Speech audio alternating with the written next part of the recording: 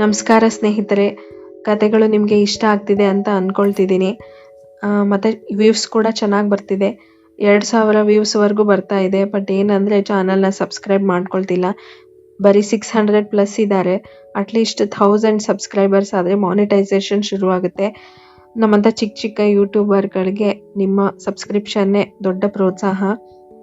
ಅದಕ್ಕೆ ದಯವಿಟ್ಟು ಚಾನಲ್ನ ಸಬ್ಸ್ಕ್ರೈಬ್ ಮಾಡ್ಕೊಳ್ಳಿ. ಕತೆಗಳು ಇಷ್ಟ ಆದರೆ ಲೈಕ್ ಮಾಡಿ, ಕಾಮೆಂಟ್ ಮಾಡಿ ಹಾಗೂ ನಿಮ್ಮ ಸ್ನೇಹಿತರ ಜೊತೆ ಹಂಚ್ಕೊಳ್ಳಿ. ಕತೆ ಶುರು ಮಾಡೋಣವಾ? ಭಾವಪುಟದ 20ನೇ ಸಂಚಿಕೆ. ಚದರಿ ಹೋಗಿದ್ದ ಅವಳ ಮನಸ್ಥಿತಿಯನ್ನು ಒಗ್ಗೂಡಿಸಲು ಅವಳಿಗಾಗಿ 2 ಕಾಫಿ ಕಪ್ ಕೈಯಲ್ಲಿಡಿದು ಬಾಗಿಲ ಹತ್ತಿರ ಚಂದದ ನಗೆ ಬೀರುತ್ತಾ ನಿಂತಿದ್ದ ರಿಷಿ ಅವಳಿಗೆ ತಂಪಾದ ಚಂದಿರನಂತೆ ಕಂಡ. ಕನಸೇ ನೀ ಬಾ ನನ್ನ ಹೃದಯ ತುಂಬಿಕೋ, ಸೊಗಸೇ ನೀ ಬಾ ನನ್ನ ಬದುಕ ಸೇರಿಕೋ, ನನ್ನ ನಾನೇ ಮರೆವಂತೆ ಮಾಡೋ, ನಿನದೆಂಥ ಮೋಡಿ ನನ್ನ ತುಂಬ ನೀನೇ, ಹೋ ಹೋ ಮೌನಿ ನಾನು ನಗುವಾಗ ನೀನು. ಕೆಲ ನಿಮಿಷಗಳ ಹಿಂದೆಯಷ್ಟೇ ನೋಡಿದ್ದ ಇನ್ಸ್ಟಾ ರೀಲ್ಸ್ ಅವಳ ಕಿವಿಯಲ್ಲಿ ಗುಯಿಗುಟ್ಟಿದಂತಾಯಿತು. ಅವನನ್ನು ನೋಡುತ್ತಾ ಮತ್ತೊಮ್ಮೆ ಮೈ ಮರೆತು ಬಿಟ್ಟಳು. ನಂಗೆ ಗೊತ್ತು ಅಪೂರ್ವ, ಬೆಳಿಗ್ಗೆ ನಾನು ಕಳೆದು ಹೋದ ಹಾಗೆ ಈಗ ನೀನು ಕಳೆದು ಹೋಗಿದ್ದಿ ಅಂತ. ಪ್ರತಿ ಬಾರಿ ಇಬ್ಬರಿಗೂ ಹೀಗಾಗ್ತಿದೆ ಅನ್ನೋದು ನನಗೆ ಗೊತ್ತಾಗ್ತಿದೆ, ನಿನಗೆ ಗೊತ್ತಾಗ್ತಿಲ್ವಾ? ಐನೋ ಇದು ಬರೀ ಅಟ್ರಾಕ್ಷನ್ ಅಲ್ಲ. ಒಂದೇ ಬಾರಿ ನೋಡಿದ ಹಾಗೆ ಇಷ್ಟೊಂದು ಹಚ್ಕೊಳ್ಳುವಷ್ಟು ಪ್ರೀತಿ ಆಗ್ಬಿಡುತ್ತಾ ಅಂದರೆ ಹೌದು ಆಗುತ್ತೆ. ಈಗ ಆಗಿದೆ. ಅದನ್ನ ಎಲ್ರಿಗೂ ಅರ್ಥ ಮಾಡಿಸೋ ಅವಶ್ಯಕತೆ ನಮಗಿಲ್ಲ ಅಲ್ವಾ ಎಂದುಕೊಳ್ಳುತ್ತಾ ಮತ್ತೊಮ್ಮೆ ಬೆಲ್ ಬಾರಿಸಿದ. ಥಟ್ ಅಂತ ಎಚ್ಚರವಾಗಿ ಬಿಟ್ಟಳು. ಏನ್ರಿ ಅಪೂರ್ವ ಹಾಗೆ ನಿಂತು ಬಿಟ್ರಿ, ನನ್ನ ಒಳಗೆ ಕರೆಯೋಲ್ವಾ? ಸಾರಿ ರಿಷಿ, ಯಾವುದೋ ಯೋಚನೆಯಲ್ಲಿದ್ದೆ, ಬನ್ನಿ ಒಳಗೆ. ಮೊದಲು ತಗೊಳ್ಳಿ ಈ ಕಾಫಿ, ಇಲ್ದಿದ್ರೆ ತಣ್ಣಗಾಗ್ಬಿಡುತ್ತೆ. ನಿಮ್ಮ ಕಾಫಿ ಭಾರ ಸ್ವಲ್ಪ ಕಡಿಮೆ ಮಾಡ್ಕೊಳ್ಳೋಣ ಅಂತ ನಿಮ್ಮ ಮನೆಗೆ ಬಂದೆ. ನೀವೇನ್ರಿ ಎನ್ನುತ್ತಾ ಒಳ ಬಂದು ಅವಳ ಕೈಗೆ ಕಾಫಿ ಇಟ್ಟ. ಕುಡೀರಿ, ಕುಡಿದು ಹೇಗಿದೆ ಅಂತ ಹೇಳಿ ಎಂದ. ಒಂದು ಬಾರಿ ದೀರ್ಘವಾಗಿ ಕಾಫಿಯ ಘಮ ಹೀರುತ್ತಾ ಒಂದು ಸಿಪ್ ಕುಡಿದಳು. ವಾವ್ ರಿಷಿ, ತುಂಬಾ ಚೆನ್ನಾಗಿದೆ. ಇದು ಫಿಲ್ಟರ್ ಕಾಫಿ ಅಲ್ವಾ? ನಮ್ಮೂರಿನ ಕಾಫಿ ಆಗಿದೆ ಎಂದಳು. ಎನ್ನುತ್ತಾ ತಲೆ ಆಡಿಸಿದ. ನೀವು ಅಂದ್ರೆ ದಿನ ಸಂಜೆ ನಂದೇ ಕಾಫಿ, ಏನಂತೀರಿ? ದಿನಾಲೂನಾ? ಅಯ್ಯೋ ಬೇಡಪ್ಪ, ನಿಮಗೆ ತೊಂದರೆ ಕೊಡೋಕೆ ನನಗಿಷ್ಟ ಇಲ್ಲ. ಓ ಹಾಗಿದ್ರೆ ನಂಗೂ ಬೇಡ ಬಿಡಿ. ದಿನ ಬೆಳಿಗ್ಗೆ ನಾನೇ ಮಾಡ್ಕೊಂಡು ಕುಡಿತೀನಿ. ನನ್ನಿಂದ ನಿಮಗೆ ಯಾಕೆ ತೊಂದರೆ? ಹಾಗಲ್ಲ ರಿಷಿ, ನಾನಿರೋದೇ 1 ವಾರ, ಯಾಕೆ ಸುಮ್ಮನೆ ಬೇಜಾರು ಮಾಡೋದು ಎಂದುಕೊಳ್ಳುತ್ತಾ, ಆಯ್ತು ಸಂಜೆ ನಿಮ್ಮ ಕಾಫಿ, ಬೆಳಿಗ್ಗೆ ನನ್ನ ಕಾಫಿ, ಓಕೆನಾ ಎಂದಳು. ಖುಷಿಯಾಗಿ ಬಿಟ್ಟ. ಥ್ಯಾಂಕ್ ಯು ಅಪೂರ್ವ ಎಂದಾಗ ಮುಗುಳ್ ನಕ್ಕಳು. ಹೌದು ರಿಷಿ, ನಾಳೆ ಇಂಟರ್ವ್ಯೂ ಇದೆ, ಅದಕ್ಕೆಲ್ಲ ಪ್ರಿಪೇರ್ ಆಗಿದ್ದೀರಾ? ಕಾಫಿ ಕುಡಿಯುತ್ತಿದ್ದವನಿಗೆ ನೆತ್ತಿಗೆ ಹತ್ತಿತು. ತನ್ನ ತಲೆ ತಾನೇ ಬಡಿದುಕೊಳ್ಳುತ್ತಾ ಆಗಿದ್ದೀನಿ ಎಂದ. ನಿಮ್ಮ ಸಬ್ಜೆಕ್ಟ್ ಯಾವುದು? ಮ್ಯಾನೇಜ್ಮೆಂಟ್. ನಾಳೆ ಸೆಲೆಕ್ಟ್ ಆಗಬಹುದಾ? ನೀವು ಆಗ್ತೀರಾ ಬಿಡ್ರಿ, ಯಾಕೆ ಚಿಂತೆ ಮಾಡ್ತೀರಿ? ಹಾಗಲ್ಲ, ನಾನು ಕಾನ್ಫಿಡೆಂಟ್ ಆಗಿದ್ದೀನಿ, ನಿಮ್ಮ ಬಗ್ಗೆ ಕೇಳಿದ್ದು. ನನ್ನ ಕಾಲೇಜ್ಗೆ ನಾನೇ ಸೆಲೆಕ್ಟ್ ಆಗಬೇಕಾ ಎಂದುಕೊಳ್ಳುತ್ತಾ, ನನ್ನ ಫ್ರೆಂಡ್ ಚಿನ್ನ ಇದ್ದಾನಲ್ಲ ಎನ್ನುತ್ತಿದ್ದ ರಿಷಿ ಎಂದಳು. ಅಲ್ಲ ರೀ, ಅವನು ಹೇಳ್ದ ನಿನ್ನ ಟ್ಯಾಲೆಂಟ್ಗೆ ನಿಂಗೆ ಇಂಟರ್ವ್ಯೂ ಮಾಡೋ ಅವಶ್ಯಕತೆ ಇಲ್ಲ, ಸುಮ್ಮನೆ ಫಾರ್ಮ್ಯಾಲಿಟಿಗೆ ಮಾಡ್ತಿರೋದು ಅಷ್ಟೇ ಅಂತ ಹೇಳ್ತಿದ್ದ. ಓ, ನಿಮ್ಗೆ ನಿಜವಾಗ್ಲೂ ಗೋಲ್ಡ್ ಮೆಡಲ್ ಬಂದಿದೆಯಾ? ಯಾಕ್ರಿ, ನಾನು ನೋಡಿದ್ರೆ ಹಾಗೆ ಅನ್ನಿಸ್ತಿಲ್ವಾ? ಛೇ ಹಾಗಲ್ಲ ನಾನು ಹೇಳ್ತಿರೋದು. ಹೋಗ್ಲಿ ಬಿಡ್ರಿ. ಸಾರಿ ರಿಷಿ, ಸುಮ್ಮನೆ ಕೇಳಿದೆ ಅಷ್ಟೇ. ನಿಮಗೆ ಗೊತ್ತಾ, ನನಗೂ ಗೋಲ್ಡ್ ಮೆಡಲ್ ಬಂದಿದೆ ಇಂಜಿನಿಯರಿಂಗಲ್ಲಿ. ವಾವ್, ನಿಜಾನೇನ್ರಿ? ಯಾಕೆ, ನಿಮಗೆ ನಾನು ನೋಡಿದ್ರೆ ಹಾಗೆ ಅನ್ನಿಸ್ತಿಲ್ವಾ? ಓ, ನನ್ನ ಡೈಲಾಗ್ ನನಗೇನಾ? ಏನ್ರಿ ಇದು ಇಷ್ಟೊಂದು ಮ್ಯಾಚ್ ಆಗ್ತಿದೆ? ಏನು ಮ್ಯಾಚ್ ಆಗೋದು? ಅಂದರೆ ಇಬ್ರು ನಾಳೆ ಇಂಟರ್ವ್ಯೂಗೆ ಹೋಗ್ತಿದ್ವಿ, ಇಬ್ರು ಫಸ್ಟ್ ಟೈಮ್ ಲೆಕ್ಚರರ್ ಆಗ್ತಿದ್ವಿ, ಇಬ್ರಿಗೂ ಗೋಲ್ಡ್ ಮೆಡಲ್ ಬಂದಿದೆ, ಅದಕ್ಕೆ ಮ್ಯಾಚಿಂಗ್ ಅಂತ ಹೇಳೋಕ್ ಬಂದೆ.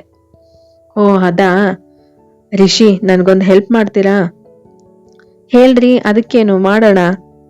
ಅದು ನಾಳೆ ಫಸ್ಟ್ ಟೈಮ್ ಈ ಥರ ಕಾಲೇಜ್ಗೆ ಇಂಟರ್ವ್ಯೂ ಅಂತ ಎಲ್ಲ ಕೊಡ್ತಿರೋದು. ಸ್ವಲ್ಪ ನರ್ವಸ್ ಆಗಿದ್ದೀನಿ. ಇಫ್ ಯು ಡೋಂಟ್ ಮೈಂಡ್, ನಾನು ನಾಳೆ ನಿಮ್ಮ ಜೊತೆ ಕಾಲೇಜಿಗೆ ಬರಬಹುದಾ? ರಿಷಿಗೆ ಲಡ್ಡು ಬಂದು ಬಾಯಿಗೆ ಬಿದ್ದ ಹಾಗಾಯ್ತು. ರಿಷಿ, ನಿಮಗೆ ತೊಂದರೆ ಆಗುತ್ತಾ? ನನಗೂ ಒಂಥರ ನರ್ವಸ್ ಆಗ್ತಿದೆ ತನ್ನಲ್ಲೇ ಹೇಳಿಕೊಂಡ. ಏನು? ಅದು ನನಗೂ ನರ್ವಸ್ ಆಗ್ತಿದೆ. ಇಬ್ರು ಜೊತೆಗೆ ಹೋಗೋಣ ಬಿಡಿ, ಆಗ ಇಬ್ರಿಗೂ ಭಯ ಆಗಲ್ಲ. ನಿಮ್ಗೇನು ತೊಂದರೆ ಇಲ್ಲ ತಾನೇ? ಛೇ ತೊಂದ್ರೆನಾ? ಯಾರು ಹೇಳಿದ್ದು? ಇಬ್ರು ಆರಾಮಾಗಿ ಕಾರಲ್ಲಿ ಎನ್ನುತ್ತಿದ್ದವ, ನಿಮ್ಮ ಕಾಲಲ್ಲಿ ನೀವು, ನನ್ನ ಕಾಲಲ್ಲಿ ನಾನು ನಡ್ಕೊಂಡು ಹೋದ್ರೆ ಆಯ್ತು. ಹೇಗಿದ್ರು ಕಾಲೇಜ್ ಇಲ್ಲೇ ಹತ್ರದಲ್ಲಿದೆ. ಥ್ಯಾಂಕ್ಸ್ ರಿಷಿ, ಹಾಗೆ ಈ ಕಾಫಿಗೂ ಥ್ಯಾಂಕ್ಸ್. ಊರಲ್ಲಿ ನನ್ನಮ್ಮ ಮಾಡಿದ ಹಾಗೆ ಇತ್ತು. ಅಪೂರ್ವ, ನಿಮ್ ಜೊತೆ ಮಾತಾಡ್ತಾ ಇದ್ರೆ ಅದ್ಯಾಕೋ ಸಮಯ ಹೋಗಿದ್ದೇ ಗೊತ್ತಾಗಲ್ಲ ನೋಡಿ. ನಾನು ಹೋಗ್ತೀನಿ ಎನ್ನುತ್ತಾ ಎದ್ದು ನಿಂತ. ಎನ್ನುತ್ತಾ ಅವನನ್ನ ಕಳುಹಿಸಿಕೊಟ್ಟಳು.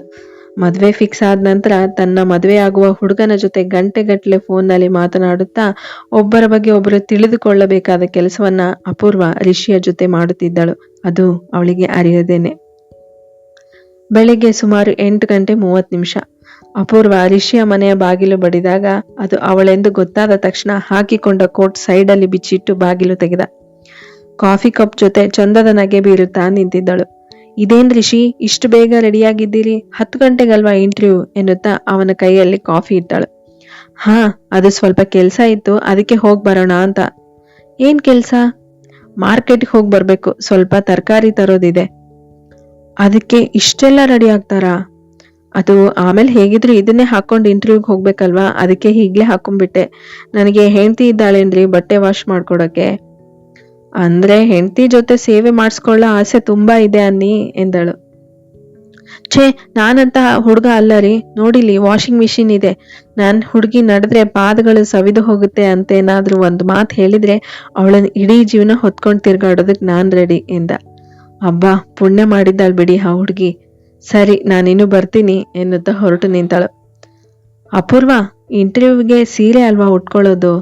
ತಿರುಗಿ ಅವನ ಮುಖವನ್ನೊಮ್ಮೆ ನೋಡಿದಳು. ಕಾಫಿಯ ಕಪ್ಪನ್ನು ತನ್ನ ತುಟಿಗೆ ಇಟ್ಟುಕೊಂಡು ಸಿಪ್ ಹೀರುತ್ತಾ ಅವಳನ್ನೇ ನೋಡುತ್ತಿದ್ದ.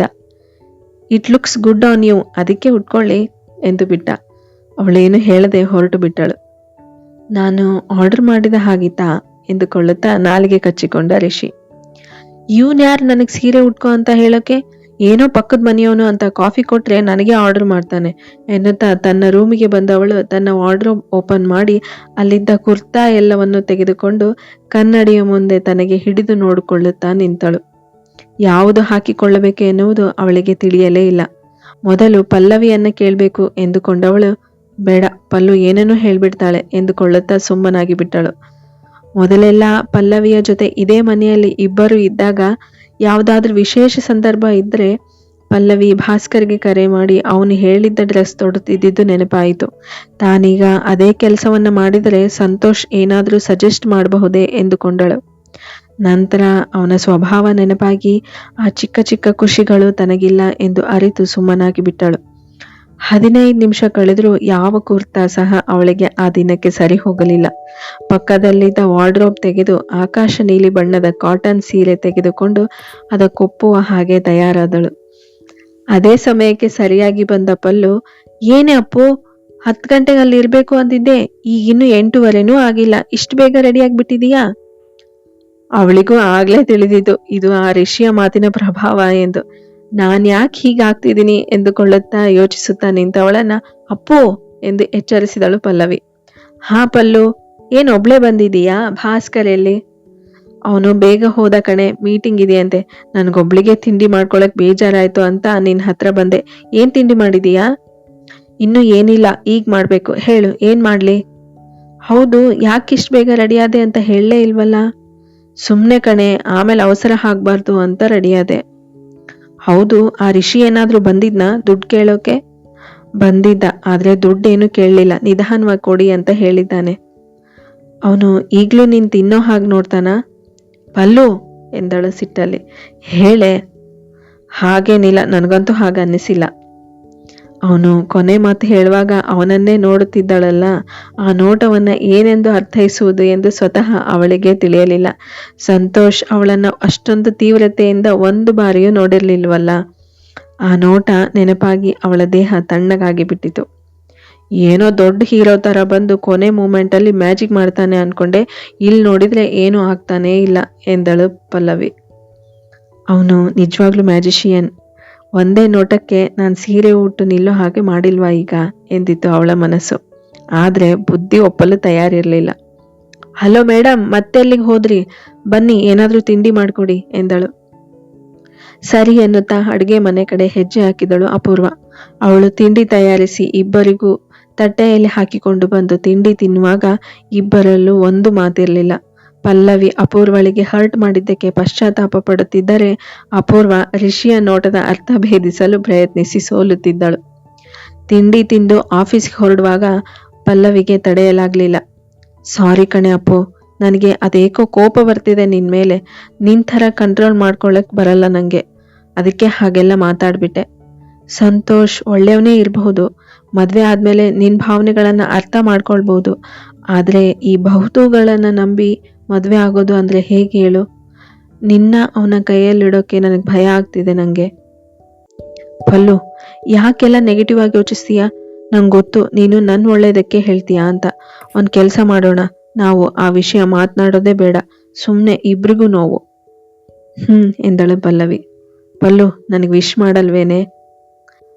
ಅವಳ ಹತ್ತಿರ ಬಂದು ಹಣೆಗೆ ಮುತ್ತಿಟ್ಟು, ಬರುವಾಗ ಆರ್ಡರ್ ಕಾಪಿ ಜೊತೆ ಸ್ವೀಟ್ ಬಾಕ್ಸ್ ಸಹ ತಗೊಂಡು ಬರಬೇಕು ಎಂದು ಕಂಡೀಷನ್ ಹಾಕಿ ಅವಳಿಗೊಂದು ಚಂದದ ಹಕ್ಕು ಕೊಟ್ಟು ಹೋದಳು ಪಲ್ಲವಿ.